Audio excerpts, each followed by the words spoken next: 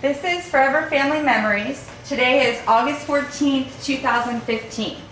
Today we're interviewing Sandy. Remember, relax, take your time, and have fun.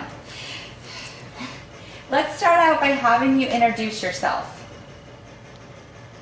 I'm Sandy Tester, mother, grandmother, and whatever you want to call me.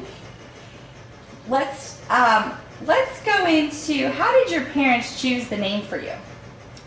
Well, in my religion, you're named after the deceased, and I'm named for my grandfather. Do you have His name was Sam. Where Sandra came, I don't know, but they take the first initial. Do you have a middle name? No. All right. And don't ask me my maiden name. All right. When is your birthday? February 6th, 1936. And where were you born? The Bronx, New York. Tell me a little bit about your parents. What were your relationship like, or how? Very close. My father was a very quiet person. I looked like my father because my mother was short and heavy and my father was tall and thin. And very quiet, very family orientated. My mother was loud, obnoxious, and her family was her whole life. Now, what did they do for a living? Were they around when you were growing up? What, were they involved? Oh yeah, we always lived, living in New York in the Bronx, we always lived in a tenement, which is a tall building, apartment. They never owned a house. Saturday we always had to go visit my grandparents. We would take a taxi. And Sunday we would go over to my aunt's house, and every Sunday it was delicatessen, and Saturday was over my grandparents' house. Very nice. Do you have any siblings? I have one brother. Tell us a little bit about him. Oh, nobody could want one more. He's there for you night and day. We're 8 years apart because my mother had trouble getting pregnant, but we're very, very close. He lives in Colorado, and he comes here for the weddings, everything. He comes. Nice. And describe your childhood. What was it like growing up with him? Well, I really didn't have much of a childhood with him because we were far apart, and being of the opposite sex, we didn't really get close till we were in our 20s and 30s. I mean, I had to babysit him, and then he joined the service, and he made a career with the service. He was 29 years in the Army, and so that's where he met his wife and had his children. So we didn't get close till we really grew up. There was just too much of a span. When did he move away? Like, how old were you? When my brother went in the service, he was 17, and we were 8 years apart, so I was 25. Okay. And as far as your childhood goes, do you have any special memories, anything funny you can remember, any stories you'd like to share? Well, yeah, because every summer, my father would send us to the country for the 2 months. He would come up weekends, or I don't know, people that don't know in New York, but Rockaway Beach, which was a beach. We had a bungalow, and we'd go away the whole summer for the 2 months. And then when that stopped and I got older, then there was it's like a country club, a pool resort, that you buy a membership, and we had that, and we went there. So we did a lot. All right, so let's talk about your parents for a second. So out of all the things you've learned from your parents, what are the most valuable?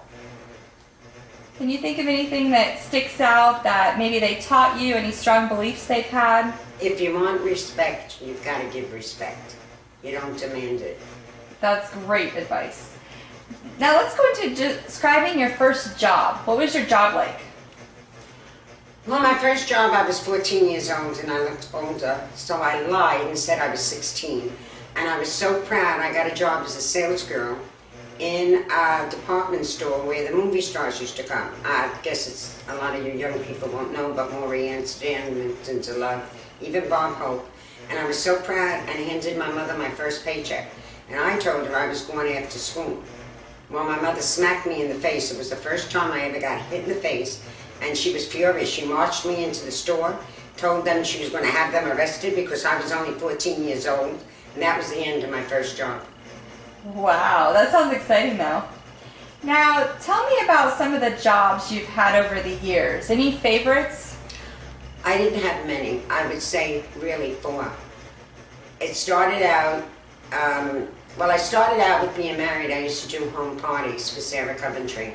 My cousin got sick one night, and I had to fill in and had to ad-lib it, and I loved it and worked myself up to manager. And I didn't even drive. I had to take cabs all over New York. But actually, My first job was Revlon Cosmetics, where I met my husband. And then I went to work, me and my husband together, we worked training the handicapped for sales all over the country. We opened up offices all over the country. When I stepped down, I went to Mortgage Investors, did mortgages. And then I went to the bosses I have now, which are dream bosses. I did student loans, and now we're teaching businesses how to work with the government. So I'm with the same boss. So I really didn't have many. I had longevity on all my jobs. Nice. Describe your first car. Oh my God. The color, the make, the model. Okay, my first car, my husband bought me as a surprise for my anniversary. And my first car was a surprise for my anniversary. It was a white convertible Ford car with an Intercept engine. And when I mean by Intercept, those are the engines the police had. So it was a very fast car. And he decided to teach me to drive. Well, I had my 3 kids in the back, my daughter Diana, Anthony and Bobby, and my husband. And he yells at me to step on the brakes. So I'm going slow. He says, I said step on the brakes. Well, I slammed on the brakes. He flew over the top of the windshield. My daughter was flying in the front, which Anthony grabbed her back, and my other son, Bobby, were flying the side of the car, and Anthony grabbed him back. He never taught me to drive. That's a good story. Now, do you remember the price of gas back then when you first started driving? Yes, absolutely, because we own gas stations, 32 cents a gallon. Wow, I big hate to difference. say it. So, how did you decide your career, or tell me a little bit about that in the working world? Well, I love people. I care about people, and I have to be honest with what I do, so I really chose sales.